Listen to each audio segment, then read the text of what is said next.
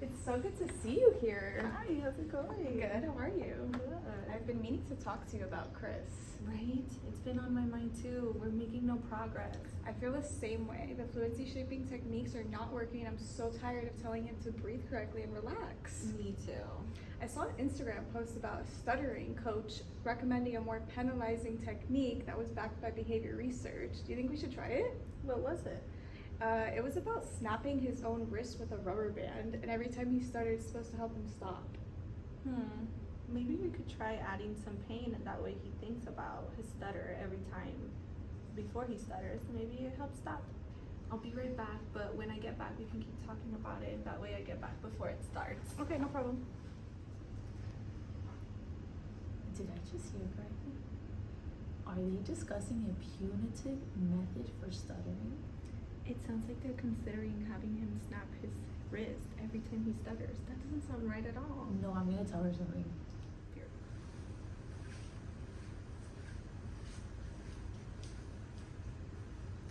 Hi, sorry to bother you. I'm Okay. Betty.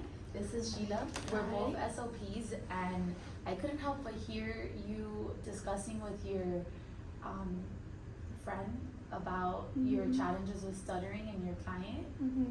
Yeah, I've been trying fluency shaping, but so far he hasn't responded as we hoped.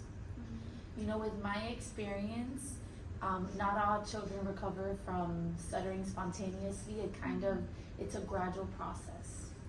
You're right, and we also have to keep in mind he's a teen already, so if he hasn't recovered by now, the chances are that it's not going to go away on its own.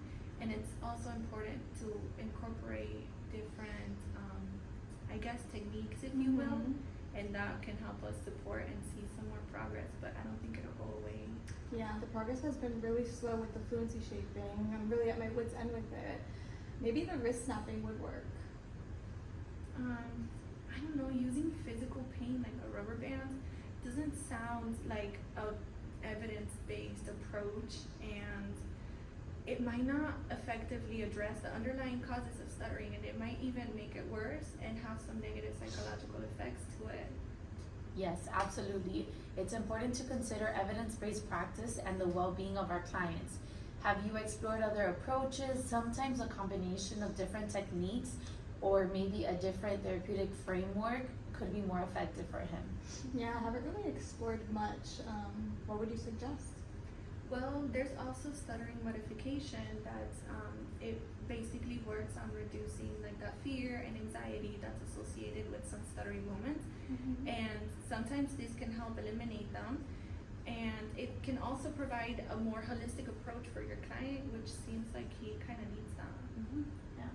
If not, there's also different cognitive behavioral strategies that can help address the emotional aspects that often accompany stuttering. It's about empowering your clients to manage their speech in a way that feels more comfortable and natural to them.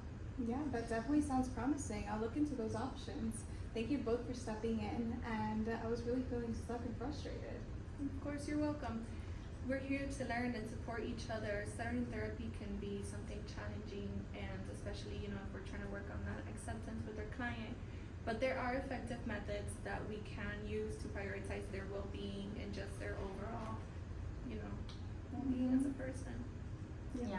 If you ever want to discuss more strategies or ever just need someone to bounce off of ideas from, feel free to reach out. Collaborating among SLPs can make a world of a difference. Remember to be patient and empathetic because they're also just struggling with this as much as you are. Yeah, well, I appreciate that. Thank you again. I'll keep all of this in mind. Of course. Should we head to our convention now? Yes. Bye, Let's. guys. It's about to start. Let's Bye. do that. Nice to meet Bye. you. Best of luck, Sam. You too. Hi, Emma. I wanted to talk to you about Chris again. Hi, sure, what's up? So I met two SLPs at a convention the other day, and it really talked me out of using the wrist snapping method. Did they mention anything else we could use? They did. They mentioned stuttering modification therapy, that it's supposed to reduce the fear and anxiety associated with stuttering. Okay, I think I have heard of that approach. It's supposed to basically increase his awareness and modify the moment of stuttered speech rather than eliminating them altogether or trying to change it, or even worse, try to bring negative feelings to that. Yeah.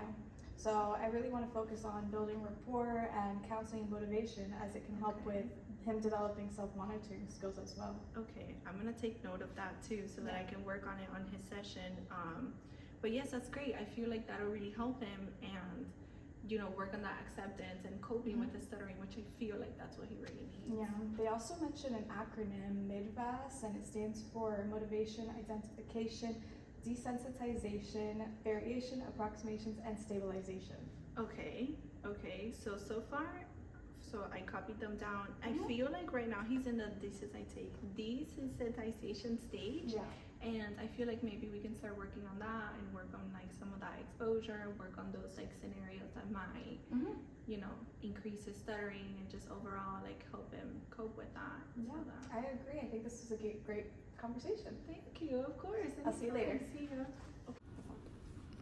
In this role play, the focus was on guiding Sam away from the punitive measures towards evidence-based, client-centered approaches for stuttering therapy.